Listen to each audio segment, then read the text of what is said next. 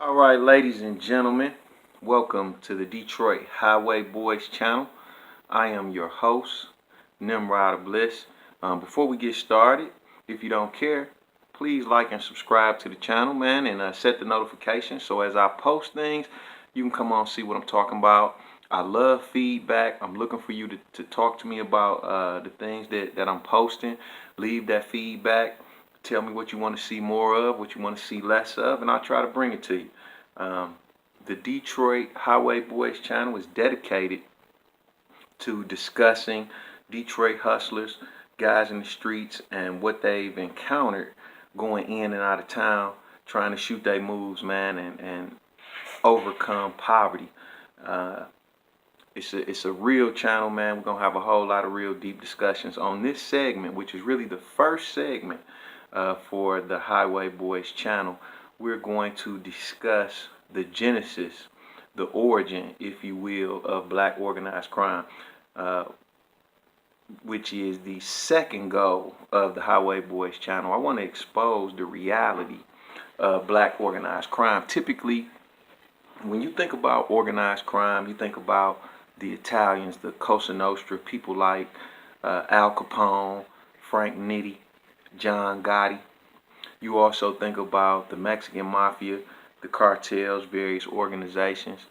Sometimes when you hear organized crime, there's some discussion about Asian groups like the Yakuza, Chinese triads, and what have you. You even hear quite a bit of research about the Jews and the Russian organized crime. But you very rarely hear about black organized crime. And some of that could be attributed to racism and discrimination, and some of it can just be attributed to ignorance, people just not knowing. People think that black organized crime is isolated to street level gangs like the Crips and Bloods, the Gangster Disciples, Black Disciples in Chicago and various cities around the country. But really, there are some super sophisticated organizations, black criminal organizations, and there were even more in the past.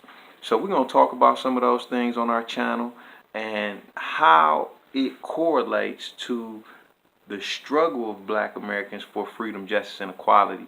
The two things, black criminality and civil rights, are so closely tied that you can't really discuss one without the other and get a full picture of the black American experience. So anyway, we're going to jump right into it. And like I said, our first segment is about the foundation of the black mob or black organized crime. So after Reconstruction, several civil rights organizations and black nationalist groups began sprouting up all over America with strongholds in industrial centers like Detroit, Chicago, and New York. The associations and networks all had the same goals, but they differ in their methodology and protocol. Groups like the Moore Science Temple of America sought to uplift black people by building a distinct national identity. Groups like Garvey's UNIA, or the United Negro Improvement Association, on the other hand, attempted to secure a place for blacks through international trade and commerce. The Nation of Islam was yet another type of organization. They had a military structure which made them very attractive to disgruntled blacks that had separatist views and those that were disillusioned with Christianity. There were many similar groups in every single American city with a sizable black population in the 20s, 30s, and beyond. In the 1960s, Elijah Muhammad was the richest black man in America. It should also be noted that Prince Hall Masons, Freemasons, were almost always found in the upper echelons of these organizations. They were highly structured with well-written codes of conduct, constitutions, regulations, and all sorts of documents to govern their activities. So at the turn of the century, shortly after Reconstruction is the period immediately after slavery. After 1965, the government, along with several organizations, were attempting to help black people transition out of slavery and into freedom. You had a lot of organizations that sprouted up to kind of assist black people with that process. All of these organizations brought a sense of pride and togetherness to the black community. They taught us to stick together and to walk upright. We learned how to be better fathers, better husbands, and better citizens. We hoped for freedom, justice, and equality. We also learned civility, integrity, duty, honor, and too many other positive traits to really list here. But these groups, along with some politically conscious black churches, were in essence the infrastructure of poor black America. The civil rights movement was successful in part due to the diligent work done on the ground floor by these organizations. They won the right to vote. They helped to push and implement affirmative action. They force white America to really acknowledge the human rights of black people both here and abroad. A lot of the work done here had an impact on the situation in Africa as far as apartheid, as far as the situation with people like Patrice Lumumba and others. A lot of the freedom fighters here were also involved in the fight for freedom, justice, and equality on the mainland of Africa and elsewhere. Places like Jamaica, Haiti, all across the African diaspora. There were some brothers and sisters, that from the United States that kind of had their hand on one level, had their hand in those struggles on one level or another. So these organizations eventually had a lot of success as far as, like I said, the voting, jobs, housing, as far as the Equal Housing Act, equal employment opportunity acts, and things of that nature, man. All of that stuff was pushed by these organizations that I've already mentioned. Once they became successful, some of our brighter scholars, some of our most ardent fighters started to take a back seat, man, kind of maybe feeling like the struggle wasn't as necessary as it once was. So you had, a lot of people like, our Cornel West's, Michael Eric Dyson, and some others becoming professors at major universities and getting some prestige that way. You had people like, Bill Cosby and others that kind of broke into entertainment. Dick Gregory kind of falls in that category as well. Brothers and sisters that achieve some level of prestige through entertainment, sports. A lot of good brothers and sisters, man, as a result of our progress, decided to do some different things. In addition to that, you had the FBI and CIA engaged in COINTELPRO operations that kind of splintered some of these organizations.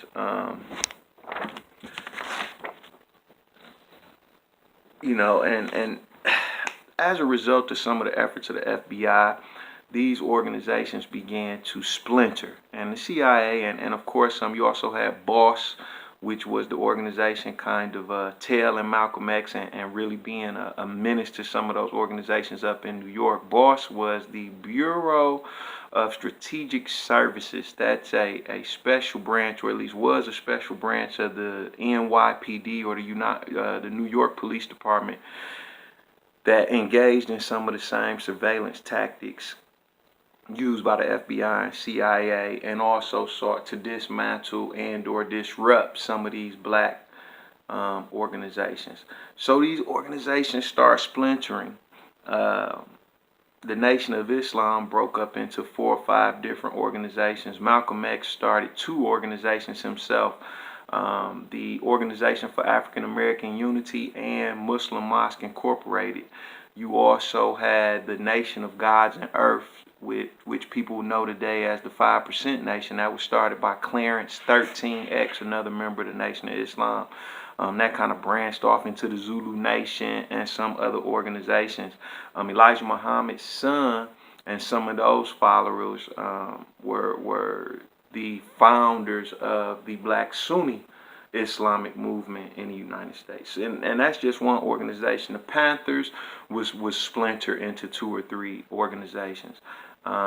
You had some really strong, very politically savvy Christian organizations that were very active. They were also splintered and busted into a lot of organizations.